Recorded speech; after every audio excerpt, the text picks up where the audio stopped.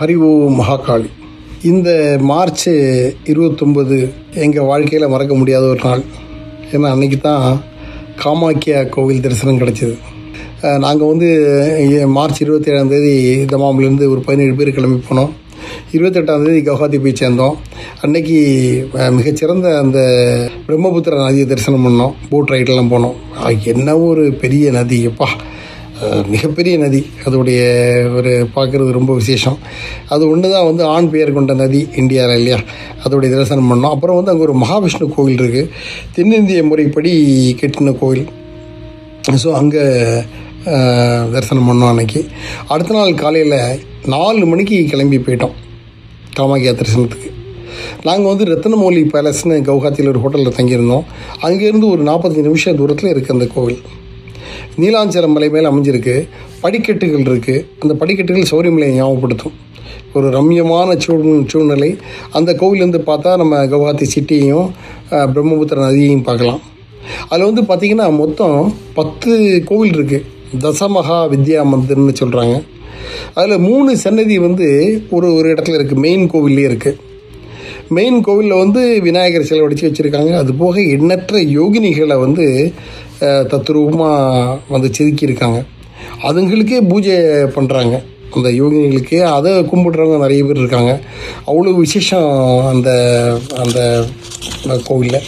இன்னொன்று என்னென்னா, 500 ரூபா டிக்கெட்டு எடுக்கணும். 2 மாதம் முன்னாடி டிக்கெட் எடுக்கணும். ஆனால் அந்த டிக்கெட் எடுத்தால் கூட கேரண்டி கிடையாது. நமக்கு தரிசனம் கேரண்டி கிடையாது.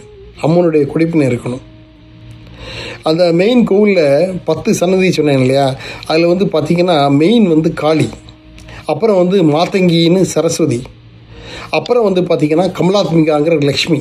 இந்த 3 ஒரு இடத்துல இருக்குது. அப்புறமே நீலாஞ்ச மலையில் பிரிவுகளில் போனீங்கன்னா தாரா, சோடசி, பகலமுகி, அதாவது புலிமுகம், அப்புறம் சின்னமஸ்தா, தூமவதி, பைரவி, அப்புறம் புவனேஸ்வரி. இந்த மாதிரி 10 கோவில் இருக்குது. காலையில் 4 மணிக்கு ஆரம்பித்து சாயங்காலம் 3:30 மணி வரைக்கும் எங்களுக்கு 9 கோவிலாக தரிசனம் பண்ண முடிஞ்சது. 10வது கோவில் புவனேஸ்வரி கோவிலை எங்களால் தரிசனம் பண்ண முடியல, குடிப்பினை இல்லை எங்களுக்கு. அதோட ஒரு விசேஷம் என்னென்னா, ரிட்டர்ன் ஃப்ளைட்டில் இதுக்குன்னு சென்னையிலேருந்து புதுடெல்லி வழியாக புக் பண்ணி கவுஹாத்தி வந்த ஒருத்தர் 500 ரூபா டிக்கெட் வச்சுருந்தும் தரிசனம் பண்ண முடியாமல் திரும்பி போனார். நான் ஃப்ளைட்டில் பார்த்தேன். அதனால் மெயின் நமக்கு குடிப்பினை இருக்கணும். உள்ளே போனீங்கன்னா அந்த திருப்பதி மாதிரி நேரோவாக இந்த கியூ வரிசை வச்சுருக்காங்க.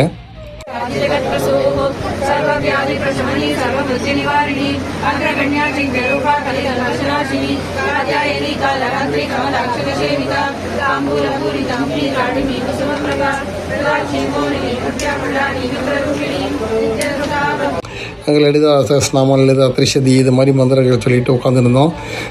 உள்ளே போனீங்கன்னா அந்த அலோவ் பண்ணும்போது 2 மணி நேரம் ஆச்சு நியர்லி. சாங்டோரம், அதாவது கர்ப்பகிரகத்துக்குள்ளே போகும்போது பார்த்திங்கன்னா நல்ல ஒரு இந்த ஊதுபத்தியெல்லாம் வச்சு நல்ல மனம். அப்புறம் மந்திர உச்சாரணங்கள் இருக்குது. அப்புறம் ஒரு லைட்டு டிம்மாக இருக்குது. ஒரு எலக்ட்ரிக் சார்ஜ். அந்த அனுபவத்தை விளக்க முடியல, அவ்வளோ ஃபஸ்ட் கிளாஸாக இருக்குது. உள்ளே போனால் அதுக்கப்புறம் குறுகிய படிக்கட்டுகள், ஒரு 15-20 படிக்கட்டுகள் வழியாக தான் உள்ளே போனோம். அங்கே உள்ளே போனீங்கன்னா அம்மன் தரிசனம் கொடுப்பாங்க ஜல வடிவத்தில். இங்கே எத்தனை ஸ்பர்ஷன தரிசனம், அதாவது புரோஷனம் பண்ணிக்கணும் ஜலத்தை. இவங்க 2 பிரசாதம் கொடுக்குறாங்க. ஒன்று அங்கோபத், அதாவது அந்த ஜலம் நம்ம கங்கை ஜலம் மாதிரி நான் பெரிய டேங்கில் எடுக்க முடியாது. சின்ன பித்தளை பாத்திரங்கள் அங்கே வெளியே விற்கிறாங்க, அதில் தான் எடுத்துக்க முடியும். ஒரு மேபி 50 ml 100 ml அவ்வளோதான் எடுக்க முடியும் ஜலம். இன்னொன்று அங்கவஸ்திரம், அதாவது அங்கவஸ்திரம், சிவப்பு துணி ஒன்று அங்கவஸ்திரம் மாதிரி கொடுக்குறாங்க. இது 2 தான் பிரசாதம். ஜூன் மாதத்தில் அம்பு பாச்சின்னு ஒரு ஃபெஸ்டிவல் இருக்குது. மிக விசேஷமான ஃபெஸ்டிவல். அம்மாவுடைய மாதவிடாய் காலம்னு 3 நாள் மூடியிருக்காங்க கோயிலை. அதுக்கப்புறம் திறக்கும் போது ரொம்ப பவர்ஃபுல்லாக இருக்குதுன்னு சொல்கிறாங்க. அது ரொம்ப விசேஷம். அக்டோபர் டு மார்ச் கிளைமேட் நல்லாயிருக்கும், உங்களுக்கு நல்ல தரிசனம் பண்ண முடியும். முக்கியமாக வயசானவங்கள்லாம் வந்தாங்கன்னா துணையோடு வரணும். ரொம்ப ஒரு என்ஜாயபிள், ஆனால் ஃபிசிக்கலி டாக்ஸிங். ரொம்ப ஒரு நம்ம படிகள் ஏறணும், 10 கோவிலை பார்க்கணும், அதுக்கு உண்டான ஃபிசிக்கல் ஃபிட்னஸ் இருக்கணும். அப்புறம் ஒரு கொஞ்சமாக சாப்பிட்டுட்டு போகணும். ஏன்னா ஃபுல்லாக சாப்பிட்டுட்டுலாம் அங்கே போக முடியாது. ஏன்னா ஃபிசிக்கலி டாக்ஸிங் அதுக்கு ப்ரிப்பேர் பண்ணிட்டு போகணும். ரெண்டாவது நமக்கு குடிப்பினர் இருக்கணும். மெயினாக வந்து நிறைய வெளிநாட்டுக்காரங்களை பார்த்தேன். எனக்கு ஏன்னா அவங்கள்ட்ட ஒரு ஈர்ப்பு என்னென்னா, படிச்சுட்டு வருவாங்க, ஜென்யூன் பக்தியோட விவரம் இருக்கிறவங்க தான் வருவாங்க. அதில் ஒருத்தர் அருமையாக எக்ஸ்பிளைன் பண்ணார்.